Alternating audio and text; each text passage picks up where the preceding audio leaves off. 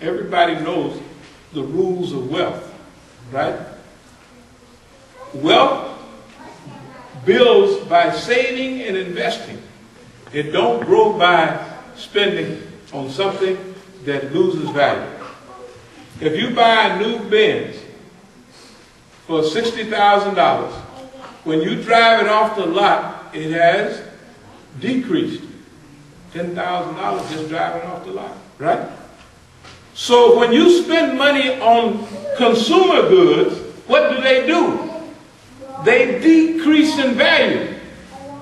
But when you invest, whatever it is supposed to increase in value. Right? So now the housing market is low. So now is a good time to buy. Because it can't go much lower. But pretty soon it's going to come back and back and back. And if you bought it now, you can buy a house, some stuff for $50,000. 2 years ago, everything was $300, $400. Right around here, $1,000. Lots was $90,000 and $100,000. We were rich. These lots we got. Just the lot across the street was worth $150 grand. The lots over on A Street was worth $80 grand, $80,000 with nothing on it. Decreased. Now is the time to buy. Of course, we bought them when they was $15,000. Don't think that. You ain't heard about us buying nothing. So now we talking about buying. Why? Because then, last year, 2 years ago, we was talking about developing the property we have. But now property is so low, we can buy some more. Because that's the rule. Right? You don't never buy when everything is high. Right? You buy when it's low. And you sell when it's high. This is the most simple and the earliest rule in success. So, the last thing I read, obey those who ask no reward of you for themselves and who have themselves received the guidance. And I'll close with saying there's a few things that we want to do. Number one, we have to still raise money for Imam Musa, because we said last week we wanted to take the family $10,000. Well, we went to the different Eids and all of that, but people is acting funny. So actually, we didn't collect but enough money to pay for the Eid. You know what I mean? But we got fortunate. We went to Chicago, spoke at a program, and we told the people, just help a little bit. And they helped a little bit. So we didn't hustle up about $1,500, which is not enough to help. So we're going to suspend a lot of other things. So if we can't take them at least 10 grand, we can at least take them 3 or 4. Now that ain't much money nowadays. You know what I mean? But it's a little harder to raise money now. In fact, the brothers were saying when they went plays, when they saw them coming, they started running and hiding. Just seeing you in black, As-Sabiqun, they started running. I told the guy today, it was this morning, out in Maryland. I said, we're supposed to maybe pick up some meat. By the way, there's plenty of meat down there, so everybody can load up. When you go out, there'll be somebody there to distribute bags of meat. And don't worry if you can't get enough today. We'll have some more tomorrow night when we have family night. Now, family night tomorrow night, we must have missed last month, right? And it's not advertising, but family night is tomorrow night. And family night, we're just going to have plenty of good meat and turkey this time. Don't have nothing to do with Thanksgiving. No, just because it'll be cranberry sauce and stuffing and all of that. Don't have that. See, last year we had it kind of close to Thanksgiving, but it wasn't Thanksgiving. We don't do that. It's like the people who was telling me once we had a celebration around my daughter's birthday. They said, it's a love to have birthday. I said, I didn't have a birthday party. my daughter's name was Sakina. I said, we had a Sakina-bration. I said, what is that? I said, it's a Sakina-bration. Like a celebration. This is Sakina-bration. That's not bid'ah. You can't, where does it say you can't have a Sakina-bration? Remember, everything that's halal is halal, and everything that's haram is haram. It's outlined. This is a haram. Right? There's no such thing in haram in this as a Sakina-bration.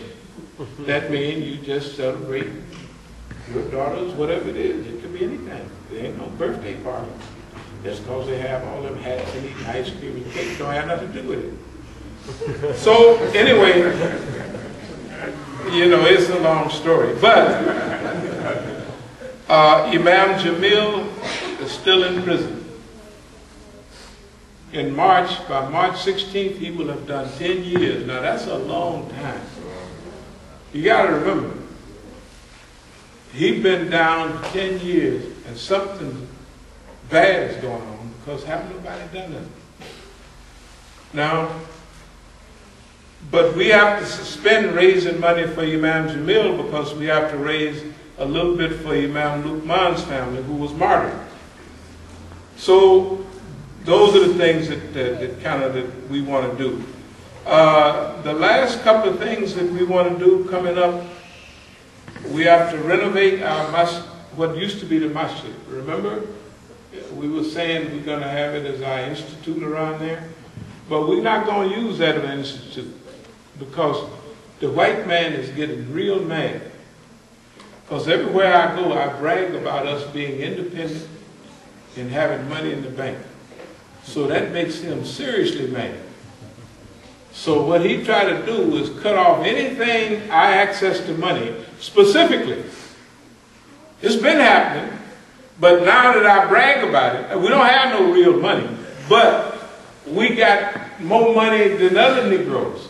You know what I mean? So we brag, yeah, you know, like when you used to have the big pretty cars, yeah, niggas was riding in them old shivers, and we got Benzes and Cadillacs. That's what we do now, except we brag in front of the snitches so they tell the white man. Yeah, took up a overseas and they had a pocket full of money. When I got back and I told them, cut them, kissed my behind, which I did, you know, because all you got to do is write down how much money you have, you know what I mean? And they get so used to it that they can't say, where you get the money? None of your business. All I got to do is over $10,000. You just write down, I got over $10,000, and put the amount and you come on in. It's legal. It ain't no problem. So I said, yeah, I come back, my pocket sticking now, niggas having money now. You know the way we used to talk. And it makes them mad. That's our job, to make white folks mad. Right? To get them all mad. You know, you're going to fight somebody. Muhammad Ali used to get people mad. You know what I mean?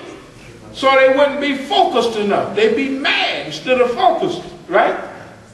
So when you get to Europe, it's easy to make white folks mad. Just insult them and make fun of them. They can't stand it. When we was little kids in jail in California, there was a lot of white kids there too. So we found out, it was in 1957, I found out, you know, Negroes always played the dozens. You know, talk about your mama. But if you talk about a white boy, ooh, they be trying to beat the cell down. You talking about my mama? They call the police and the police come down. Johnny, what's wrong with you? Them niggas talking about my mama. It wasn't that. We just suck it in and talk about yours back. Isn't that right? So the system is like that. The system can't stand you to get up and make fun of them and then be right too. See, that's part of our institute. All the department of, especially the, what they call themselves, the Council of Foreign Relations, old Steve Emerson's group, boy, we're going to really charge them. Yeah, our institute, we're going to attack them because they've been lying on us.